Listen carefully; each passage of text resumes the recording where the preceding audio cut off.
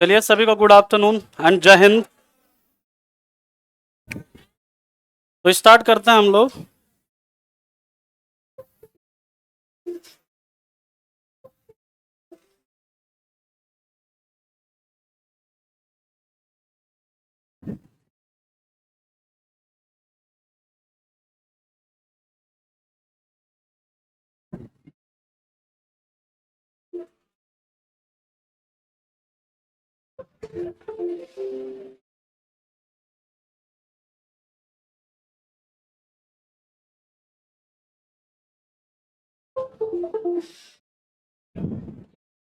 ये काम नहीं करता।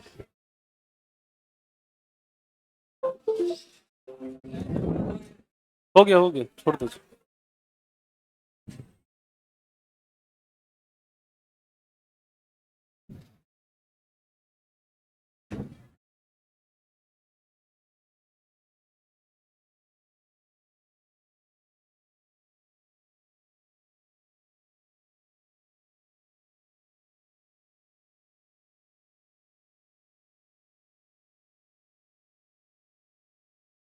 लास्ट क्लास में हम लोग फोटोसिंथेसिस देख रहे थे, उसके आगे हम लोग कंटिन्यू करते हैं। तो पिछली क्लास में हम लोगों ने देखा था कि फोटोसिंथेसिस हो रहा था तो बन क्या रहा था, ग्लूकोज, है ना। और ग्लूकोज को पेड़ पौधा के अलग अलग जगह तक कौन पहुंचा रहा था, फ्लोएम, फ्लोएम, है ना। और इस ग्लूकोज को पेड़ पौधा किस रूप में स्टोर कर रहा था, स्टार्च के रूप में। बहुत बढ़िया। अब देखिए आपसे पूछता है कि प्रकाश संश्लेषण के दौरान, समझना,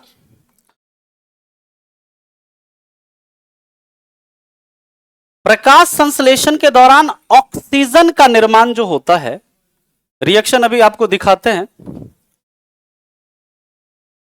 हम लोग जब प्रकाश संश्लेषण पढ़ रहे थे तो वहां पर देखे क्या हो रहा था, 6 क्या है, कार्बन डाइऑक्साइड, 12 पानी है, मिला क्या बनाया, 6C6H12O6, यही तो ग्लूकोज है।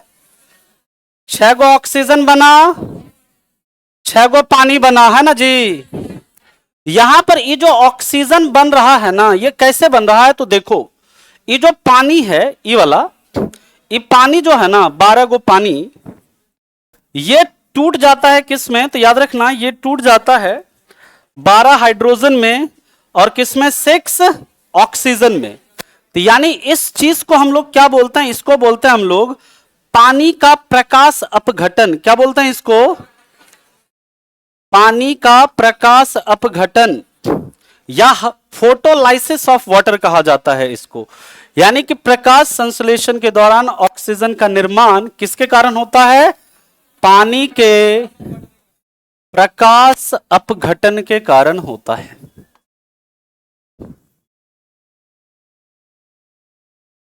यह बात सबको समझ में आया। चलो अब यहां पर देखिए, ये जो कार्बन डाइऑक्साइड है यहां पर जो देख रहे हैं, अब E6 क्या है, यहां पर 6 कार्बन डाइऑक्साइड, समझना, और इसके साथ ये क्या मिल जाएगा, 12 हाइड्रोजन, है ना। इसमें से ये जो है ना 12 हाइड्रोजन में से 6 हाइड्रोजन इसमें से मिलेगा, इसमें से क्या मिलेगा, 6 हाइड्रोजन मिलेगा। और यहां पर याद रखिएगा ये क्या करेगा, यहां पर ये बनाएगा C6H12 और क्या करेगा, O6 बनाएगा। और साथ ही साथ यहां पर ये जो है ना, यहां पर ये जो है ये बना देगा 6H2O, है ना। यहां पर ये क्या बनाएगा, 6H2O भी बनाएगा, क्योंकि यहां पर टोटल 12 हाइड्रोजन है ना। तो यहां पर ये 12 हाइड्रोजन इसके साथ जुड़ा तो ये क्या बन गया, C6H12O6, और साथ ही साथ क्या बन गया, 6H2O। तो यहां पर ये देखो, जब भी एक चीज याद रखिएगा, कोई भी अभिक्रिया होता है ना, तो एक होता है ऑक्सीडेशन, ऑक्सीकरण आपने सुना होगा। ऑक्सीकरण का मतलब क्या होता है, जब किसी भी अभिक्रिया में ऑक्सीजन अगर जुड़ जाता है, किसी भी अभिक्रिया में ऑक्सीजन जुड़ता है तो क्या बोलते हैं उसको, ऑक्सीडेशन। और अगर हाइड्रोजन जुड़ेगा तो क्या बोलेंगे, रिडक्शन या अपचयन बोलते हैं। और यहां पर किसके साथ कार्बन, किसके साथ हाइड्रोजन जुड़ रहा है, कार्बन डाइऑक्साइड के साथ। तो यहां पर इस कार्बन डाइऑक्साइड का क्या हो रहा है, रिडक्शन या ऑक्सीडेशन, अरे भाई जब भी देखो ऑक्सीजन जुड़ेगा तो क्या बोलेंगे, ऑक्सीकरण। हाइड्रोजन जुड़ेगा तो क्या बोलेंगे, अवकरण या रिडक्शन, है ना। तो यहां पर चूंकि हाइड्रोजन जुड़ रहा है तो इसमें क्या होता है, इसमें कार्बन डाइऑक्साइड का अपचयन होता है। इसी को अंग्रेजी में हम लोग बोल देते हैं क्या, रिडक्शन होता है। आगे बात सबको समझ में है, यह बात सबको समझ में आया, नहीं आया है तो हम फिर से समझा रहे हैं। देखो पहले इस दोनों पॉइंट को लिखो, नहीं समझ में आया हम इसको फिर से समझाएंगे, लेकिन समझना जरूरी है। पहले ये 2 पॉइंट लिखो फटाफट से।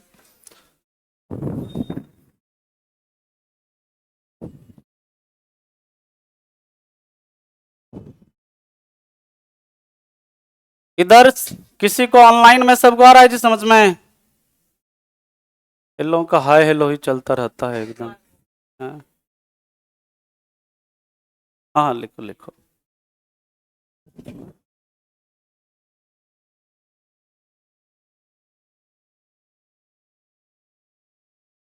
और लास्ट में करेंगे, क्वेश्चन भी करेंगे, 15 के आसपास क्वेश्चन है, लास्ट के वो 10 मिनट में करेंगे हम लोग। क्वेश्चन का पीडीएफ नहीं क्लास वाला मिलता है ना, नहीं मिलता है, अच्छा मिलो भिजवा दिया करेंगे, नहीं जाता है इन लोग, ग्रुप नहीं है, अच्छा मिलेगा मिलेगा, सारा पीडीएफ मिल जाएगा आप लोगों को बाद में।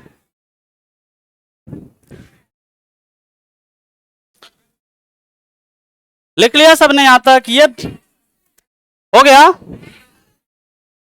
कोई नहीं, लिखो लिखो आराम से लिखो, कोई बात नहीं है, आराम से लिखिए।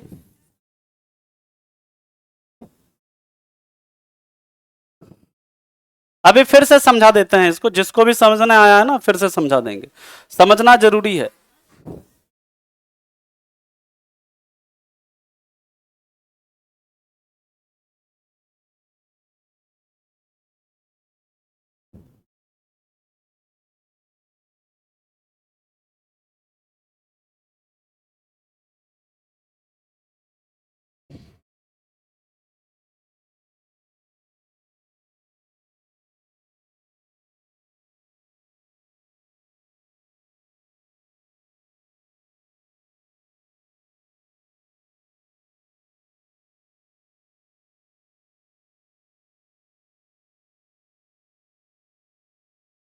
चलो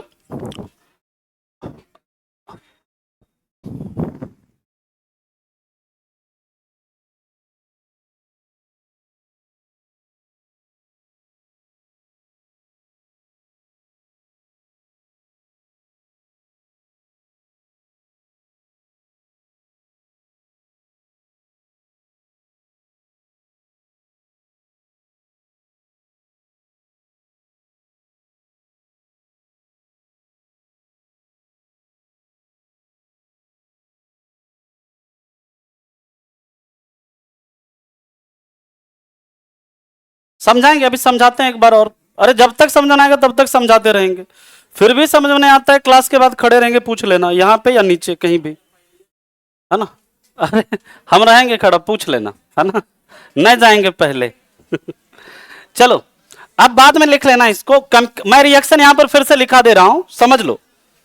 अब देखिए क्या मैंने बताया, 6 कार्बन डाइऑक्साइड है, 12 पानी है। अब समझो इसको, इसी से अब क्या होता है ना, देखो ये पहले जो है ना आपका,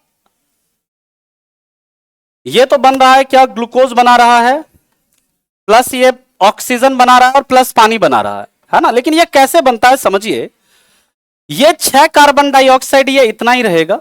अब ये 12 हाइड्रोजन है ना, ये देखो ये किस में टूटेगा, 12 हाइड्रोजन में, और किस में टूटेगा, 6 ऑक्सीजन में। फिर ये देखिए किस में टूटेगा, ये 6 कार्बन डाइऑक्साइड है। इसको हम ये बताओ, इसको हम लिख सकते हैं क्या, 6 हाइड्रोजन, प्लस इसको हम लिख सकते हैं ऐसे 6 हाइड्रोजन, अब प्लस ये क्या है, 6 ऑक्सीजन। अब देखिए ये जो है ना यहां पर, इसमें क्या है, 6 कार्बन डाइऑक्साइड और इसके साथ ये 6 हाइड्रोजन मिला, तो ये बनाएगा, एक तो बनाएगा C6H12O6, समझो। लेकिन यहां पर देखो कार्बन कितना है, 6 गो, ऑक्सीजन कितना है, 12 गो, तो यहां पर 6 ऑक्सीजन चला गया इसमें, ग्लूकोज में 6 ऑक्सीजन यहां पर बचा हुआ है, हाँ या ना बोलो। तो यहां पर 6 ऑक्सीजन बचा हुआ था, अब प्लस क्या पर क्या है, 6 हाइड्रोजन है, अब प्लस इधर जो है आपका क्या, ये 6 कार्बन डाइऑक्साइड हो गया। अब ये दोनों मिलेगा तो क्या बनेगा, इसको लिख सकते हैं 6H2O। हाँ या ना बोलो। यहां पर ऐसे लिखो, ये एक ऐसे रहेगा, एक मिनट रुक जाओ, यहां पर ऐसे 6 ऑक्सीजन ही रहेगा इस तरह से, या इसको 3 ऑक्सीजन ऐसे कर लो, ऐसे 3O2 कर लो, क्योंकि यहां पर 3O2 यहां पर चला गया, 3O2 रह गया। अब ये फाइनल जाकर के बना देगा C6H12O6 और 6 ऑक्सीजन, और क्या बना देगा, 6 वाटर बन जाएगा ये, है ना। हालांकि आपको बस ये 2 पॉइंट यहां पर समझ में आना चाहिए कि यहां पर पानी का एक तो क्या हो रहा है, प्रकाश अपघटन, और दूसरा क्या हो रहा है, कार्बन डाइऑक्साइड का रिडक्शन हो रहा है, क्योंकि यहां पर कार्बन डाइऑक्साइड के साथ यह हाइड्रोजन क्या हो रहा है, आपका जुड़ रहा है। That's it. अब आप ये बताइए, जो मेन प्रोडक्ट है हमारा ये रहा ग्लूकोज, ये क्या है, मुख्य उत्पाद है। क्या है कि इतना जो पेड़ पौधा सब मेहनत कर रहा है वो किस लिए कर रहा है, ये ग्लूकोजे बनाने के लिए कर रहा है। बाकी ये सब जो है ना, क्या है, ये सब बेकार पदार्थ है। ये सब क्या है, इसका बेकार पदार्थ, या फिर इसी को हम लोग बोल देंगे द्वितीयक उत्पाद। और इसको बाहर निकालने का जो प्रोसेस होता है, इसी को बाहर निकालने का जो प्रोसेस होता है, उसको हम लोग क्या बोल देते हैं, ट्रांसपायरेशन, या फिर क्या बोलते हैं, वाष्पोत्सर्जन। तो इसको हम लोग अभी लिखते हैं अगली स्लाइड में। इसको लिखने के लिए मैं टाइम दूंगा, अगर किसी को लिखना होगा तो लिख लीजिएगा। पेड़ पौधों के द्वारा जो प्लांट्स है, पेड़ पौधों के द्वारा पानी तथा किसको बाहर निकालने का प्रोसेस, पानी तथा ऑक्सीजन को, ये पानी है ना जी, देखो ये पानी है, ये क्या है, ऑक्सीजन है। और पानी तथा ऑक्सीजन को किस रूप में, तो याद रखना वाष्प के रूप में। ये पानी और ऑक्सीजन को बाहर निकालता है किस रूप में, भाप के रूप में। बाहर निकालने के प्रोसेस को क्या कहेंगे, वाष्पोत्सर्जन। बाहर निकालने की प्रक्रिया को वाष्पोत्सर्जन कहते हैं, ट्रांसपायरेशन कहते हैं।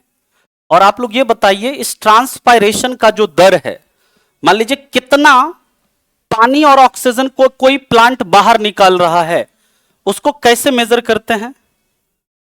ट्रांसपायरेशन का प्रोसेस, ये जो वाष्पोत्सर्जन की प्रक्रिया किसके द्वारा होती है, बताया था ना पिछली क्लास में, छोटका छोटका जो पत्ती के ऊपर छिद्र रहता है, क्या बोलते हैं उसको, स्टोमाटा।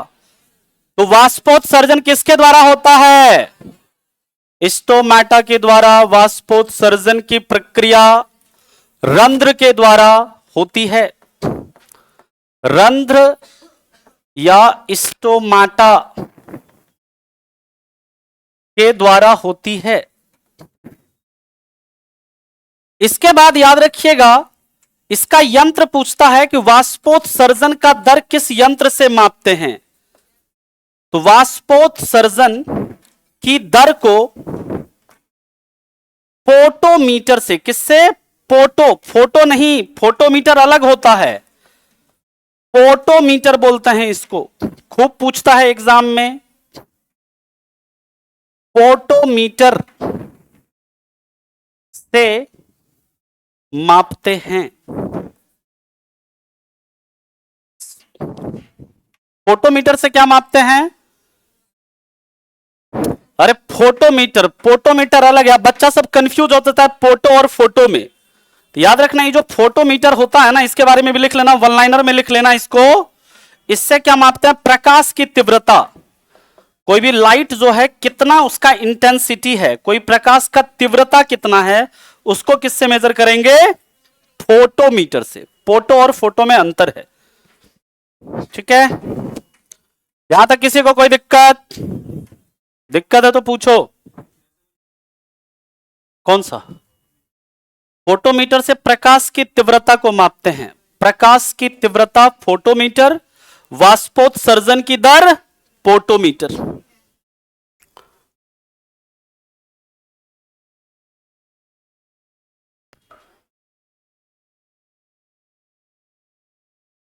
चलिए, अब इसके बाद एक दो डिवाइस और है जो कि बहुत इंपॉर्टेंट है, उसके बारे में भी हम लोग बात करते हैं। पहले आप इसे लिखिए।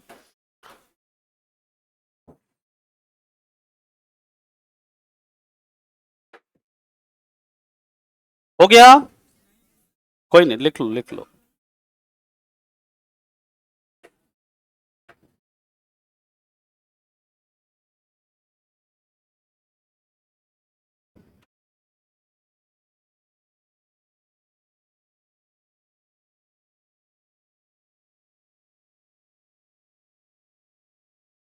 चला आगे।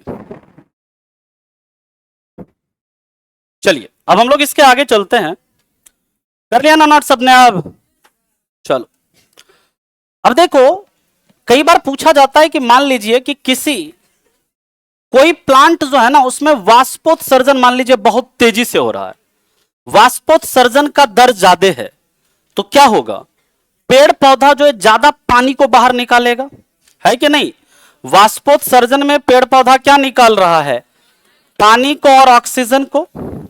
अब मान लीजिए अगर वाष्पोत्सर्जन का दर ज्यादा हो जाएगा, तो यहां पर क्या होगा? वो ज्यादा पानी को लॉस करेगा, और ज्यादा पानी को लॉस करेगा तो पत्ती जो है वो क्या हो जाएगा? सूख जाएगा। क्या हो जाएगा?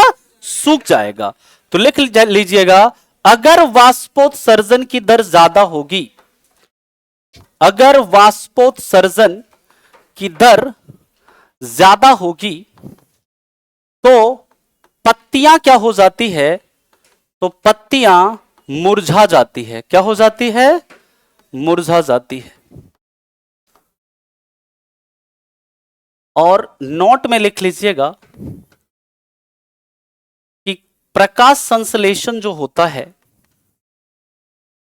प्रकाश संश्लेषण पत्तियों के अलावा,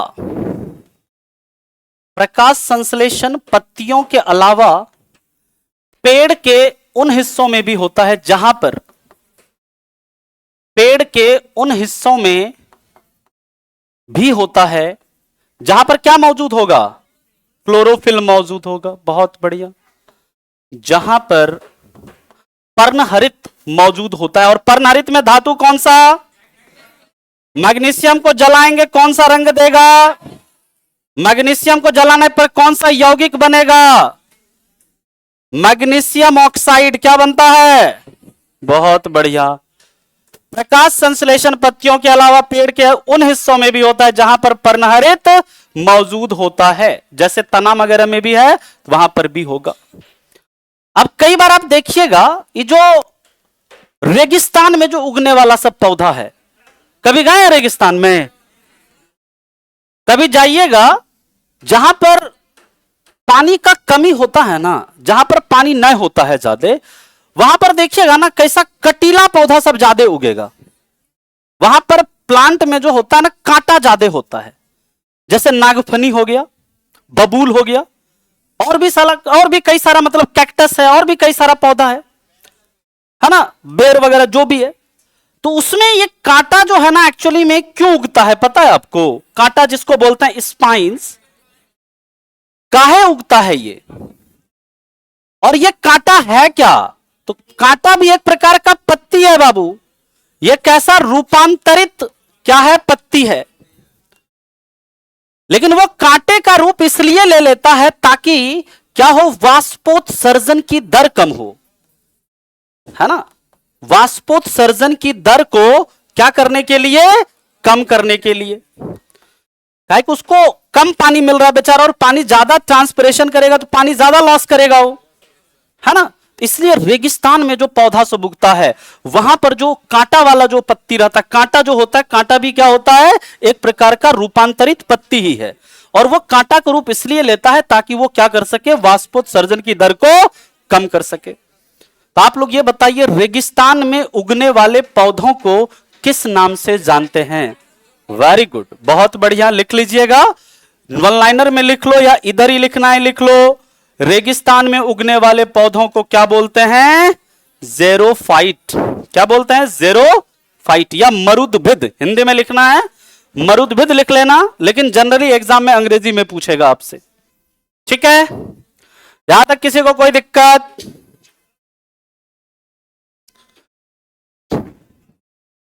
सबसे ऊपर ये पत्तियां मुरझा जाती है, पत्तियां मुरझा जाती है। रेगिस्तान में उगने वाले पौधों को ज़ेरोफाइट कहा जाता है।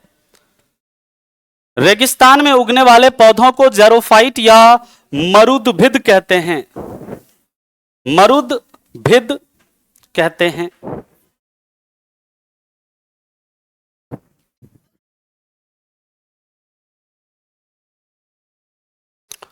नोट एकदम बढ़िया से बनाइएगा आप लोग, एक ही रिक्वेस्ट है बस, है ना, नोट जो बनवा रहे हैं बढ़िया से बनाना। और जैसे आप लोगों को ना अगर क्वेश्चन करना होगा, कंप्लीट साइंस का आप लोगों के लिए इंफॉर्मेशन है, इच्छा है आप लोगों की, KGS Bihar exam YouTube channel पर सुबह 10 से 11 बजे क्वेश्चन करवा रहे हैं, सुबह 10 से 11 बजे। अच्छा देखिए क्या है ना कि ये चीज मैं थोड़ा इसमें करूंगा काम, लेकिन साइंस ऐसा एक सब्जेक्ट है ना, देखो मैक्सिमम जो मतलब 20% चीज आपका अंग्रेजी में रहेगा, है ना, 20%, बाकी मैं उसको कोशिश करूंगा कि मैक्सिमम हिंदी कर सकूं। लेकिन मेरा सब्जेक्ट ही ऐसा है कि क्या करें, हमारा मजबूरी है ही, है ना। लेकिन मैक्सिमम हम बता रहे हैं कि 80% जितना यूज हो सकता है हिंदी, हम उतना हिंदी यूज करेंगे। फिर भी कोई दिक्कत होता है, हम यहां पर रहते हैं, हमसे पूछ लिया करिएगा। अब हम लोग बात करते हैं इसके आगे। इसी प्रकार याद रखिएगा एक यंत्र है, खूब एग्जाम में यहां से सवाल बनता है कि प्लांट का जो ग्रोथ होता है ना, पादपों की वृद्धि, बहुत इंपॉर्टेंट है, समझिएगा। पादपों की वृद्धि को किस यंत्र से मापते हैं? कोई प्लांट में कितना ग्रोथ हो रहा है, कितना ग्रोथ नहीं हो रहा है, कितना तेजी से ग्रोथ हो रहा है, तो इसके लिए याद रखिएगा एक यंत्र होता है क्रेस्कोग्राफ। और इस क्रेस्कोग्राफ का कोई हिंदी नहीं है, इसको क्रेस्कोग्राफ ही कहेंगे। पादपों में वृद्धि को क्रेस्कोग्राफ से मापा जाता है। एग्जामिनर यहीं तक नहीं रुकता है, वो सब आपसे पूछेगा ये बताओ ये क्रेस्कोग्राफ का आविष्कार कौन किया। याद रखिएगा क्रेस्कोग्राफ का आविष्कार, क्रेस्कोग्राफ का आविष्कार एक व्यक्ति थे, भारतीय मूल के वैज्ञानिक थे, नाम सुना होगा आपने, जगदीश चंद्र बोस ने। किसने? जगदीश चंद्र बोस ने किया। पूरा नाम लिखना है, पूरा लिख लेना, इतना भी याद रखोगे चल जाएगा काम। जगदीश चंद्र बोस ने किया, इतना ही नहीं पूछेगा, जगदीश चंद्र बोस ने किया था, खोज किया था, इसका मतलब आविष्कार किया था। और याद रखिएगा ये जो जेसी बोस है ना, यही सबसे पहले व्यक्ति थे जिसने रिसर्च किया और बताया कि जो प्लांट है ना, पादप है ना, उसमें भी क्या होता है, जीवन होता है। अगर आपसे पूछा जाए पेड़ पौधों में जीवन की खोज सबसे पहले किसने की, तो जगदीश चंद्र बोस ने की। पूछा हुआ क्वेश्चन है, पेड़ पौधों में जीवन की खोज जेसी बोस ने की, और इसके लिए इनको नोबेल प्राइज भी मिला था। एक यंत्र और है, जैसे पादपों का वृद्धि है क्रेस्कोग्राफ से मापते हैं, उसी प्रकार एक यंत्र है ऑक्सेनोमीटर। एग्जाम में पूछा हुआ क्वेश्चन है ये सब, ऑक्सेनोमीटर, या इसी को हिंदी में ऑक्सेनोमीटर ही कहेंगे। इससे क्या मापता है पता है? इससे क्या मापा जाता है? एनीवन? ऑक्सिन हार्मोन का नाम सुना है आपने? वो किसके लिए उत्तरदायी होता है? पादपों के लंबाई में वृद्धि के लिए, जड़ में लंबाई में वृद्धि के लिए। यानी ऑक्सेनोमीटर जो है ना, ये किसी प्लांट के अंदर ऑक्सिन हार्मोन कितना है उसको मापता है, और उससे क्या पता करता है, पादपों की लंबाई में वृद्धि को मापता है। किसमें? ये स्पेसिफिक लंबाई में वृद्धि को मापता है, वृद्धि को मापते हैं इससे। ठीक है, चलिए अब हम लोग बात करते हैं हेट्रोट्रॉप की। अब हम लोग बात करेंगे हेट्रोट्रॉप, लेकिन उसके पहले एक पॉइंट है उसे डिस्कस करेंगे, then we will move to heterotroph. हाँ जी, इसमें ये जो है ओवरऑल ग्रोथ को मेजर करेगा, मोटाई, चौड़ाई, लंबाई, सबको ये ओवरऑल ग्रोथ को मेजर करेगा कि कितने दिन में कितना वृद्धि हुआ। लेकिन ये जो है स्पेसिफिक इसको सिर्फ और सिर्फ किसको मेजर करेगा? लंबाई को मेजर करेगा। आगे बात समझ में? अरे हाँ ना बोलो। चलो अब हम लोग बात करते हैं इसके बाद। हाँ लिख लो लिख लो।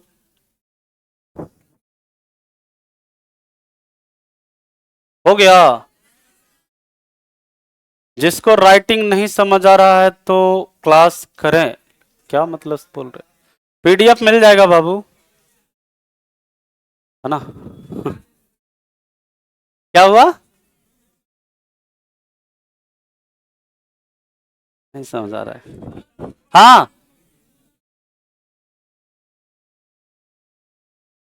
पत्ती क्यों गिराता है? जब हम लोग प्लांट हार्मोन पढ़ेंगे तो वहां पर पढ़ेंगे, जैसे कुछ हार्मोन है, जिब्रेलिन है ना? तो वो सब जो होता है ना उसमें पत्ती एक मतलब जैसे उसका एज हो जाता है तो उसके बाद वो पत्ती को क्या कर देता है? गिरा देता है। बताएंगे हार्मोन सब में, है ना? चलिए अब हम लोग बात करते हैं इसके आगे। कभी आपने लकड़ी को कटा हुआ देखा है? चित्र बनाइएगा, लकड़ी को कटा हुआ देखिएगा तो उसमें ऐसे गोलका गोलका सा ऐसे दिखता है ना, रिंग सा छल्ला दिखता है, जिसको कहते हैं साल है। इसमें नहीं कहते हैं कि देखो इसमें ज्यादा साल है, कम साल है ना? नहीं बोलता है नॉर्मली हम लोग। तो ये जो आपका होता है इसको क्या बोलते हैं? इसको बोलते हैं वार्षिक वलय। क्या बोलते हैं इसको? अंग्रेजी में बोलेंगे एनुअल रिंग्स। क्या बोलेंगे सर? इससे करते क्या हैं? इस वार्षिक वलय से याद रखिएगा, इससे प्लांट का या पेड़ की आयु ज्ञात करते हैं। लेकिन सवाल उठता है सर कैसे ज्ञात करते हैं प्लांट की आयु इससे? तो याद रखिएगा वार्षिक वलयों की संख्या को गिनकर।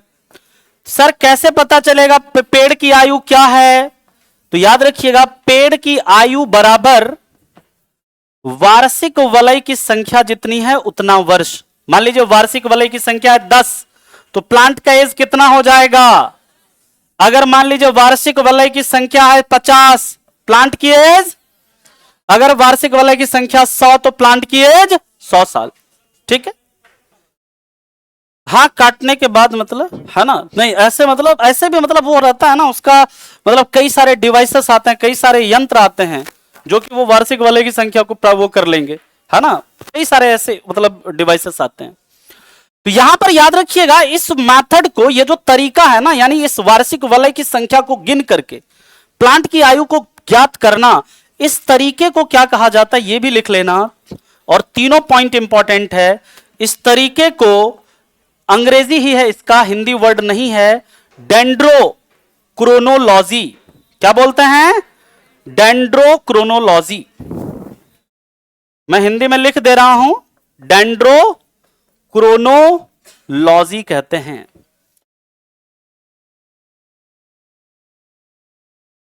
कई बार पूछ दिया जाता है कि डेंड्रोक्रोनोलॉजी किसे कहते हैं?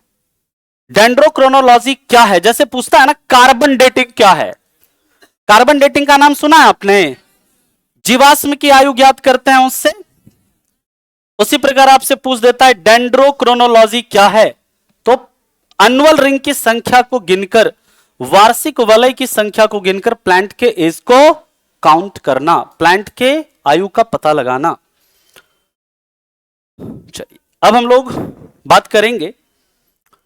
कई बार आपसे पूछता है ये बताओ कि दिन में क्या होता है पेड़ पौधों के अंदर, रात में क्या होता है पेड़ पौधों के अंदर, रात में हमें क्यों नहीं सोना चाहिए पेड़ के नीचे, है ना? तो देखते हैं, उसको भी देखेंगे। अभी एकदम आराम आराम से चलेंगे लेकर के आपको, बहुत एकदम अभी तो एकदम धीरे धीरे धीरे धीरे सब चल देखेंगे।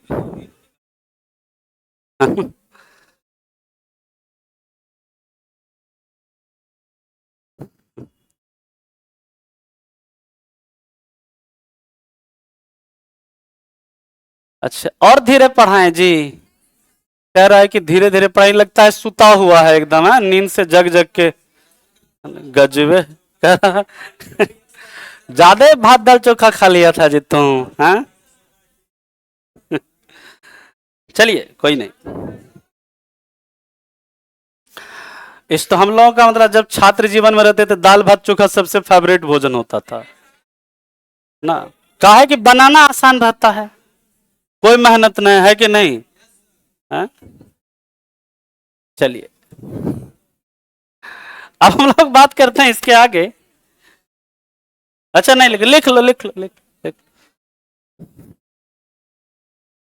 हाँ अच्छा, गप करता है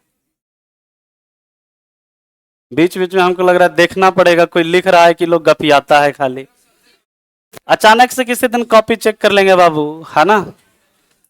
नहीं लिखोगे तो क्लास से बाहर फिर उसी समय। लिखना इसलिए नोट बनाना जरूरी है। चलिए अब हम लोग बात करते हैं, थोड़ा जल्दी लिखो, 3 लाइन लिखने में इतना टाइम लगेगा?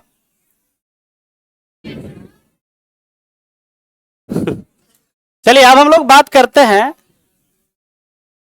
पहला तो हम लोगों ने देखा ऑटोट्रॉप, है ना? क्या देखा? अब हम लोग देखेंगे दूसरा क्या है, हेट्रोट्रॉप।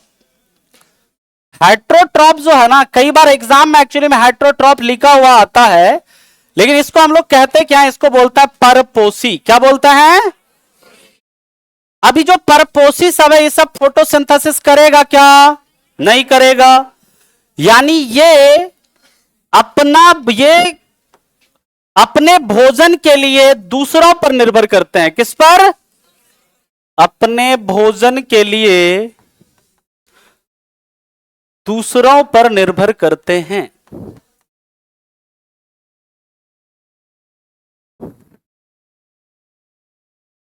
ये फोटोसिंथेसिस करेंगे क्या?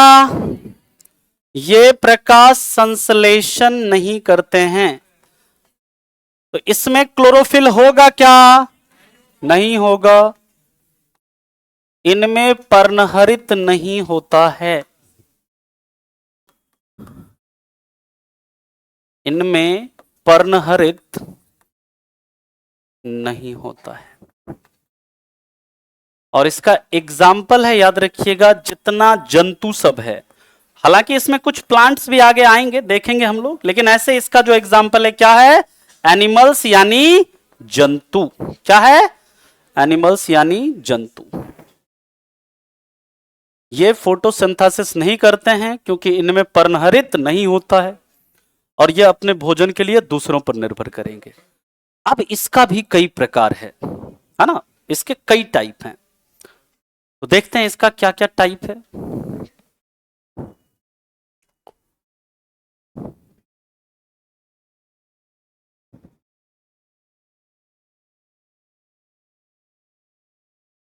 और लास्ट में आपको 5-6 पॉइंट वन लाइनर में लिखा देंगे जो एक्स्ट्रा फैक्ट्स होंगे। हाँ बोल के लिखवाएं। अच्छा ठीक है। ये अपने भोजन के लिए दूसरों पर निर्भर करते हैं। दूसरा है ये प्रकाश संश्लेषण नहीं करते हैं। और तीसरा है इनमें पर्णहरित, पर्णहरित का मतलब क्लोरोफिल नहीं होता है। और क्लोरोफिल में धातु कौन सा होता है? और मैग्नीशियम से याद रखना, पटक्खा जलाते जो हैं आप लोग, पटक्खा में जो उजरका रंग होता है, व्हाइट कलर, वो भी किसके कारण होता है? मैग्नीशियम के कारण नहीं होता है। कई बार पूछता है आपसे, पटाखों में उजला रंग किसके कारण? मैग्नीशियम के कारण। हरा रंग किसके कारण? हरा रंग पटाखों में हम पूछ रहे हैं, कोई नहीं। ये सब देखिए बार बार पूछने का एक ही मकसद है, आप लोगों को याद कराना। हरा रंग जो होता है बैरियम के कारण, ललका रंग जो होता है स्ट्रोंसियम के कारण, लाल रंग किसके कारण? स्ट्रोंसियम के कारण। ये हम पूछते रहेंगे आपसे, काहे काहे कि याद होगा इससे आपको, है ना? चलिए अमरबेल भी होगा, वही तो बोले कुछ प्लांट भी होता है। अभी देखेंगे परपोसी का कई प्रकार है। अमरबेल जो आता है वो परजीवी में आएगा, परपोसी का प्रकार है वो, है ना? हो गया। चलो अब हम लोग बात करते हैं इसके आगे। परपोसी देखो अब अलग अलग प्रकार का होगा सब कोई। देखो जैसे अगर हम लोग बात करते हैं हम लोग खाना खा लेते हैं, खाना को पचाते हैं और जो बेकार पदार्थ है उसको बाहर निकालते हैं। सब जीव जो है, सब जो जंतु है, एक के तरह से थोड़े ना पोषण करता है। ये जो कीड़ा मकोड़ा सब है, क्या वो ऐसे ही पोषण करता है? क्या नहीं। जीवाणु है, कवक है, अलग अलग जीव जो है अलग अलग प्रकार से पोषण करता है। परजीवी सब, ये परपोषी सब भी, तो इसका भी अलग अलग प्रकार है। इसका टोटल है 4 गो प्रकार। कहेंगे सर कौन कौन सा? तो एगो प्रकार है जिसको बोलता है मृतोपजीवी। क्या बोलते हैं? सैप्रोफिजिक। क्या बोलते हैं उसको? सैप्रोफिजिक। दूसरा होता है परजीवी, परजीवी यानी पैरासिटिक। तीसरा होता है सहजीवी, सहजीवी या फिर जिसे कहते हैं सिम्बायोटिक। आपने जैसे सुना होगा नाम, बहुत कॉमन जो एग्जांपल है इसका, लाइकेन का नाम सुना होगा आपने। लाइकेन एक सहजीवी है। किसका किसका? शैवाल और कवक का, है ना, है कि नहीं? इसी तरह हमारे पेट में ना आंत जो होता है, बड़ी आंत, बड़ी आंत में एगो जीवाणु रहता है जिसका नाम है ई कोलाई। क्या नाम है? वो भी सहजीवी जीवाणु है ना। जिस तरह ये जो घास खाने वाला जो जानवर सब देखते हैं, वो जो घास चबा के पहले एकदम पूरा घास लाद भर खा लेगा, उसके बाद बैठ के एकदम क्या करेगा? जुगाली करेगा। आखिर उनका जो पेट होता है ना, उनके पेट में एक हिस्सा होता है जो जिसको बोलता है रूमेन। क्या बोलता है? और उसमें भी एगो जीवाणु होता है। कौन सा? मीथेनोजेन। ये भी क्या सहजीवी है।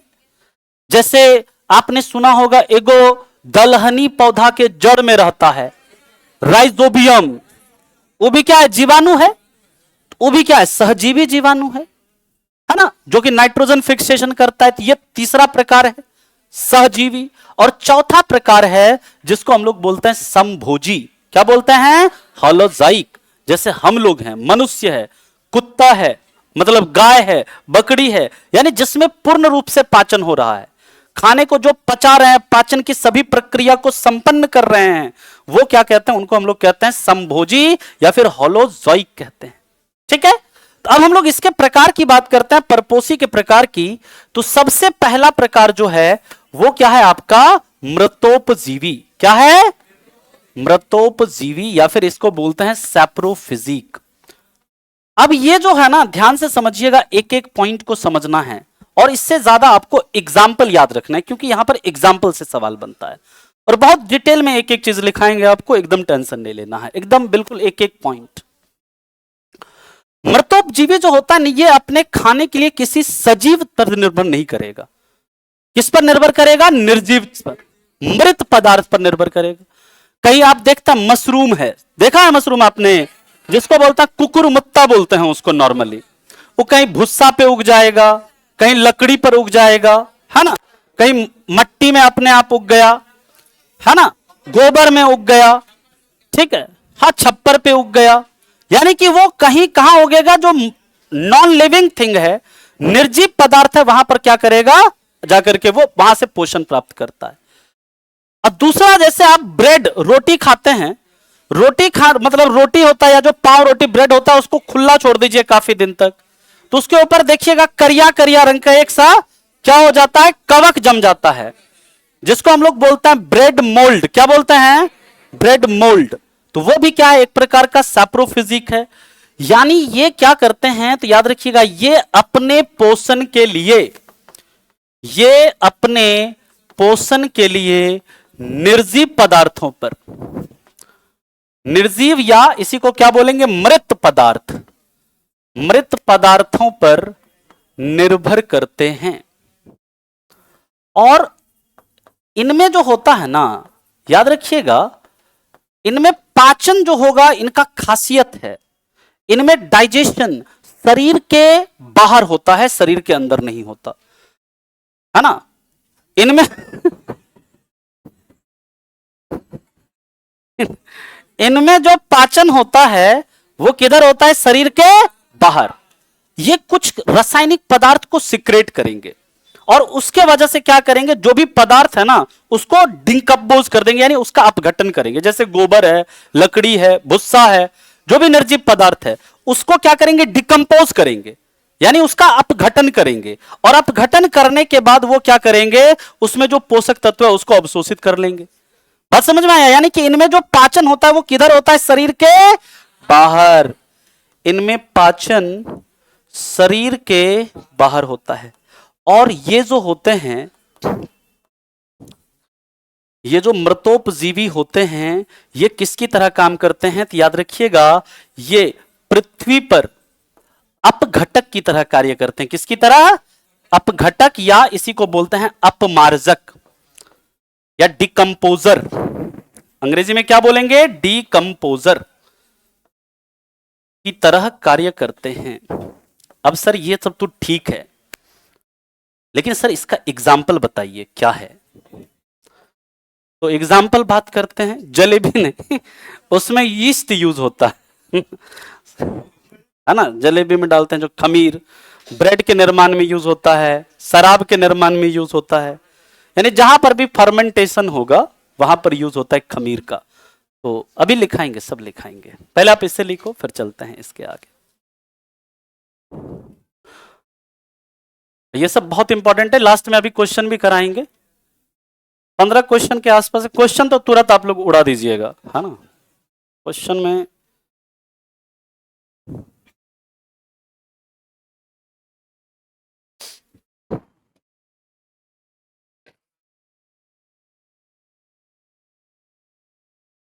बस एक काम करना है बाबू, नोट जो है ना, कभी भी देखिए सिलेक्शन लेना है ना आपको, तो थोड़ा सा डिफरेंटली वर्क करना पड़ेगा। मतलब बाकी औरों से थोड़ा अलग काम करना पड़ेगा। इसके लिए 2-3 चीजें आपको करनी जरूरी है। एक तो कंसिस्टेंसी आपके अंदर होना चाहिए। मतलब कंसिस्टेंसी का मतलब क्या है? कि रेगुलर पढ़िए। ये नहीं कि क्लास किए आए, क्या जी मुर्गा भात बन रहा है, चलो आते हैं सब लोग, जाके एकदम मुर्गा भात खा रहे हैं एकदम। अरे ये देखो ना, अब की बार तेजस्वी यादव हार गया जी, चर्चा कर रहे हैं। ये काम देखिए नहीं करना है। आप यहाँ पे पढ़ने के लिए आए हैं। हाँ ठीक है, शाम में 1-8 घंटे का टाइम इंटरटेनमेंट भी जरूरी है ना? वो आवश्यक है आपके लेकिन ये नहीं कि बस मैन हम अपना पर्पस भूल करके, जिस लिए आए वो पर्पस भूल करके बाकी पर्पस को पूरा कर रहे हैं, तो वो नहीं करना है। ठीक, पहला तो देखिए, मैं 4-5 चीजें बता रहा हूं, इस चीज को लाइफ में करके देखो, आपको 1 महीने में फर्क समझ में आएगा। सबसे पहली बात, आप 4 ही घंटे पढ़ो।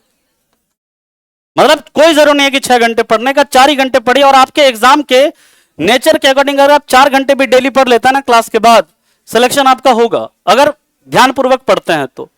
4 घंटे पढ़िए, लेकिन रेगुलर पढ़िए।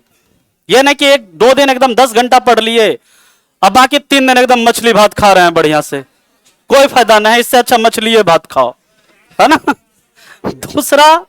दूसरा समझ लो, दूसरा आपको क्या करना है? पीवाईक्यू को एकदम क्या कहते हैं, घोट के पी जाना है। घोट के पिलाएंगे हम आपको पीवाईक्यू साइंस का, एकदम सारा पीवाईक्यू एक्स जितना भी क्वेश्चन है वो आपको याद करवा देंगे। तीसरा चीज है, याद रखिएगा, रिवीजन। अगर आप पढ़ रहे हैं, अब पढ़ने के बाद मान लीजिए कि नया चीज पढ़ते जा रहे हैं, अब पुरनका चीज भूलते जा रहे हैं, इसका मतलब नया चीज भी नहीं पढ़िए, छोड़ दीजिए, है ना? काहे कि प्रिपरेशन का ना सबसे इंपॉर्टेंट स्टेप होता है रिवीजन। बिना रिवीजन के अगर आप प्रिपरेशन कर रहे हैं तो आप मतलब कुछ नहीं कर रहे हैं, फिर छोड़ दें उसको, सबसे बढ़िया है। तो आप चाहे वीक में 1 दिन रिवीजन करो, या फिर महीने में 1 दिन रिवीजन करो, या फिर दिन में आप 1 घंटा रिवीजन करो। रिवीजन बहुत जरूरी है।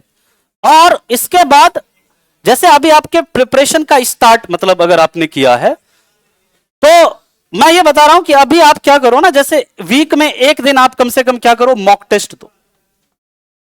मॉक टेस्ट जरूरी है अभी। मतलब मैं आपको चीजें बता रहा हूं, ये चीज आप करना है आप लोगों को। और एग्जाम में जाने से पहले आपका ये लक्ष्य होना चाहिए, ये टारगेट लिख लीजिए आप।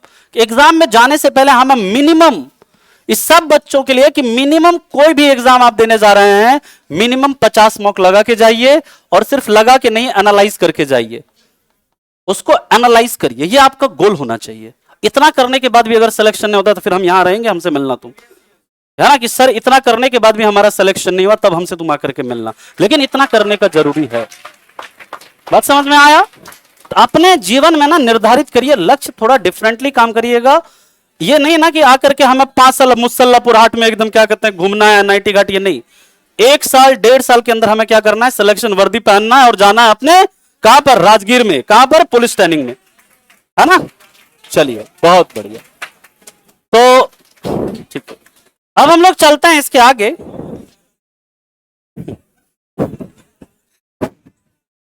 चलो अगला है, समझ लो। टाइम कितना हो गया जी? कोई नहीं, समझिए, क्वेश्चन कराते हैं। एग्जाम्पल इसका याद रखिएगा, कुछ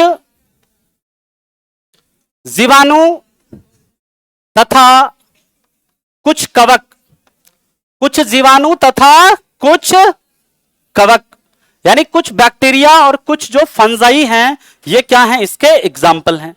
और मेरा आप लोगों से सवाल है, ये जो बैक्टीरिया शब्द है ये किसने दिया है? लिवनहॉक ने खोजा किसको? जीवाणु को। टर्म किसने दिया? एरनबर्ग ने। किसने? और बैक्टीरिया का सेल वॉल किससे बनता है? पेप्टिडोग्लाइकन। पेप्टिडोग्लाइकन से। किससे?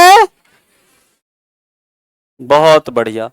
अब देखिए यहां पर नोट में लिख लीजिएगा कि जीवाणु और कवक जो है ना, इसी के नीचे लिख लीजिएगा, जीवाणु एवं कवक को, यानी बैक्टीरिया और फंजाई को पृथ्वी का अपमार्जक या पृथ्वी का सफाई कर्मी, पृथ्वी का अपमार्जक या पृथ्वी का अपघटक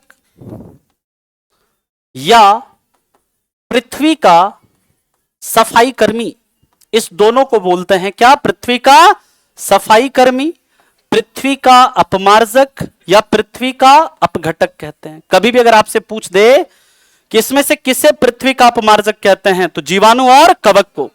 किसे पृथ्वी का सफाई कर्मी कहते हैं? जीवाणु और कवक को। ठीक है, बात समझ में आ गई यहां तक? चलिए अब आज के सवाल की तरफ चलते हैं। सवाल देख लेते हैं, 10-15 जितना भी हो सकता है। हाँ, लास्ट में यहां पर देखो लिखा है, कुछ जीवाणु एवं कुछ कवक, जीवाणु एवं कवक को पृथ्वी का अपमार्जक या पृथ्वी का अपघटक या पृथ्वी का सफाई कर्मी कहते हैं। बाकी कल का पूरा क्लास जो हम लोगों का ये मृतोपजीवी, मतलब जो पूरा ये पोर्शन है ना हेट्रोट्रॉप, कल हम लोग पूरा हेट्रोट्रॉप को कवर करेंगे। ठीक है, कल हमारा पूरा यही टॉपिक चलेगा और बहुत इंपॉर्टेंट टॉपिक है, खूब सवाल बनता है यहां से। आगे चलना सवाल की तरफ। चलिए अब सवाल तो तुरंत धुइयां उड़ा दोगे तुम लोग एकदम। सवाल क्या है जी? कुछ है? देखो क्या है क्वेश्चन, कोई दम में ना है। ये सब क्वेश्चन किए नहीं थे ना पिछली क्लास में? कि किए थे? नहीं किए? चलो किए भी थे तो कोई बात नहीं। अगला क्वेश्चन देखो, अभी अभी हम लोग पढ़ने वाले हैं, पढ़े नहीं है ये, लेकिन याद रखिएगा ये जो राइजोपस है ना, इसी को ब्रेड मोल्ड कहते हैं। जो देखते हैं आप ब्रेड के ऊपर जो रहता है, अभी लिखाएंगे आपको आगे, राइजोपस जो है इसी को क्या कहते हैं? Bread mould. प्लाज्मोडियम जो है याद रखना ये एक प्रोटोजोआ है, और ये किसके लिए उत्तरदायी होता है? मलेरिया।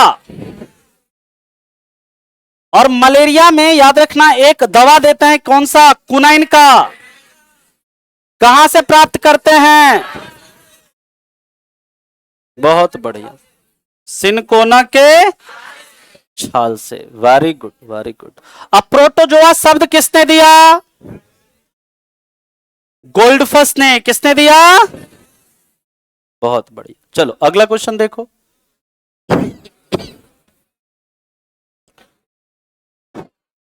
अब तुम लोग देखो हिंदी हिंदी करता रहता है, लेकिन देखो यहां अंग्रेजी में ही दे दिया है ना, अब पूछ देगा ऐसे तो क्या करोगे?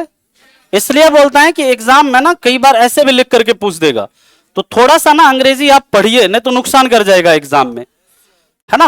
अगला क्वेश्चन है, कुछ है इसमें?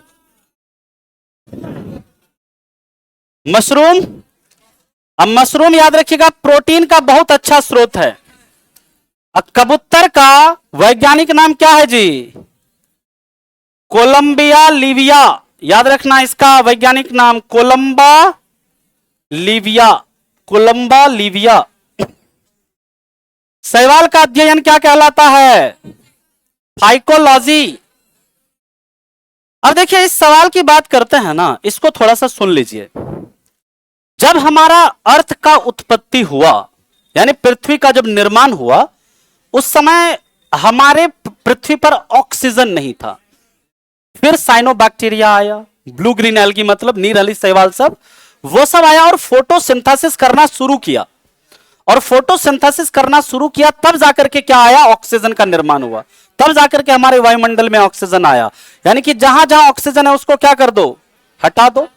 यानी कि प्राथमिक जो आपका बना था वो किससे, अमोनिया से, मीथेन से, हाइड्रोजन सल्फाइड से। अब अमोनिया का निर्माण जो होता है, लिख लो वन लाइनर में, अमोनिया का निर्माण हैबर विधि से होता है। अमोनिया का निर्माण हैबर विधि से होता है, पहला पॉइंट। अमोनिया का निर्माण हैबर विधि से होता है। अमोनिया का निर्माण हैबर विधि से होता है। दूसरा पॉइंट लिख लीजिएगा, मीथेन को मार्स गैस कहते हैं। मार्स गैस कहते हैं, लिख दिया है मैंने यहां पे, है ना। और कई बार पूछता है धान के खेत से कौन सा गैस निकलता है, दीमक कौन सा गैस प्रोड्यूस करता है, मीथेन। गोबर गैस किसको कहते हैं, मीथेन को। नेचुरल गैस में मुख्यतः क्या होता है, मीथेन होता है ना। दलदली क्षेत्र से कौन सा गैस निकलता है, मीथेन निकलता है। ठीक है, लिख लीजिएगा यहां पर मीथेन को मार्स गैस कहते हैं। और ये जो H2S है ना, याद रखिएगा, इसका गंध पूछ देता है कैसा होता है, तो इसका गंध सड़ा हुआ अंडा के जैसा होता है। अंडा जब एकदम सड़ जाता है ना, रॉटन एग, इसको कहेंगे क्या, रॉटन एग। जैसा सड़ा हुआ अंडा होता है ना, वैसा ही इसका स्मेल होता है। और एगो मिश्र धातु होता है जिसका नाम होता है ब्रास, या जिसे बोलता है पीतल। किससे किससे मिलकर बनता है, ये बनता है कॉपर और जिंक से, यानी तांबा और जस्ता मिलता है ना, तो इससे बनता है पित्तर। और ये पित्तल जो है ना, जब इसको हवा में खुला छोड़ दीजिएगा, हवा में ये पित्तल कैसा हो जाता है, रंगहीन। तो वो किसके साथ अभिक्रिया करके रंगहीन हो जाता है, इसी H2S के साथ अभिक्रिया करके रंगहीन हो जाता है ना। ये सब याद हो जाएगा धीरे धीरे आपको, है ना। लिखना नहीं है, बाकी आगे कराएंगे। कुछ है क्वेश्चन में जी, बताओ। ये सारा क्वेश्चन एग्जाम में पूछा हुआ सब क्वेश्चन है।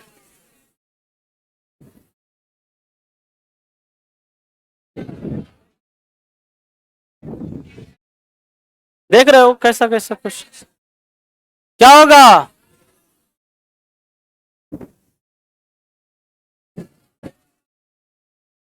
ये किसका सूत्र है जी, इथेनॉल, इथाइल अल्कोहल, ये जो पीने वाला शराब होता है ना। और ये किसका है, ये याद रखिएगा, एसिटिक एसिड का। दरोगा में पूछा भी था, जहां पर भी देखो इस COH होता है ना, उसको कहते हैं कार्बोक्सिल समूह। क्या बोलते हैं, या कार्बोक्सिल एसिड। इसी में एसिटिक एसिड में कितना, जो आपका ये किसमें मिलता है, सिरका में, किसमें, लेकिन सिरका में कितना परसेंट होता है एसिटिक एसिड, तो 5 से 8%। इसी को याद रखिएगा, हम लोग बोलते हैं इथेनोइक एसिड। क्या बोलते हैं इसी को, इथेनोइक अम्ल। और एक होता है, यहीं से याद रखिएगा, CH3OH होता है। इसको क्या बोलते हैं, देसी शराब, जहरीली शराब, पौवा, ठर्रा, है ना, माल्टा, सब यही है ना। तो सुन लो, इसी का नाम है मिथाइल अल्कोहल। इस पर तुम लोग एकदम एक्सपर्ट है जी, मतलब है खूब पौवा पे गज। नेक्स्ट है, इसी को क्या बोलते हैं, मिथेनॉल। क्या बोलते हैं इसी को, मिथेनॉल। याद रहेगा ये सब, ना याद रहेगा तो करवाएंगे याद तुम लोगों को। अगला चलो देखो, आलू का वैज्ञानिक नाम, आलू, ये याद रखना, लिख लेना, केंद्रीय आलू अनुसंधान संस्थान है कुफरी नामक जगह पर, शिमला में। इसका वैज्ञानिक नाम होता है आलू का Solanum tuberosum. Solanum tuberosum, Solanum tuberosum. और ये आलू को कभी देखिएगा आप लोग, जैसे अभी नई का आलू आ रहा है तो उसमें देखिएगा कई बार ना आलू में हरका हरका रंग दिखेगा आपको। तो वो आलू में जो हरका रंग होता है किसके कारण, तो सोलेनिन। और इस सोलेनिन मत खाइएगा, काट के हटा दिया करिएगा। कहिएगा सर क्यों, काहे कि ये कैंसर जन्य पदार्थ होता है, कैंसर जन्य पदार्थ होता है, कार्किनोजेनिक सब्सटेंस होता है, हटा देना है इसको। ठीक है, बाकी ये बताओ फूल का स्टडी,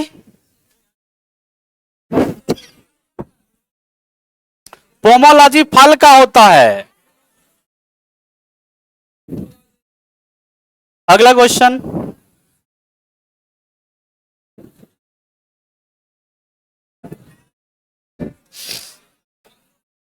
कुछ है जी इसमें, वाष्पोत्सर्जन कह रहा है कौन सी प्रक्रिया नहीं होती है,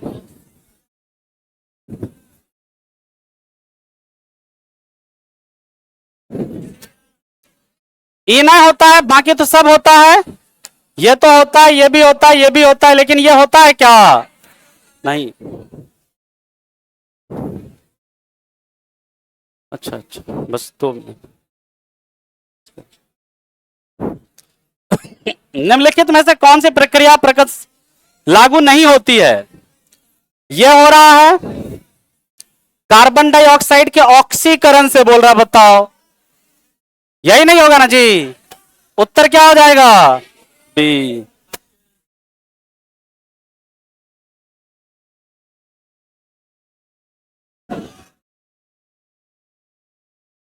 सूर्य के प्रकाश यहीं से मिलता है ना पेड़ पौधा को ऊर्जा, अंतिम स्रोत जो है सूर्य का प्रकाश है। यह वन लाइनर में लिख लीजिएगा, इंपॉर्टेंट पॉइंट है कि जो बांस होता है ना, इसको किस नाम से जाना जाता है, ग्रीन गोल्ड के नाम से। ठीक है, और बाकी कल की क्लास में आपको स्टार्टिंग में 4-5 पॉइंट लिखाएंगे, बहुत इंपॉर्टेंट सा। और कल हमारा चलेगा हेट्रोट्रॉप, परपोसी जो है वो वाला पोर्शन देगी, कल हम लोगों का ये कंप्लीट हो जाएगा। और क्वेश्चन आपको कल भी कराएंगे, रिवाइज करके आना है आप लोगों को, है ना। चलिए, किसी का कोई डाउट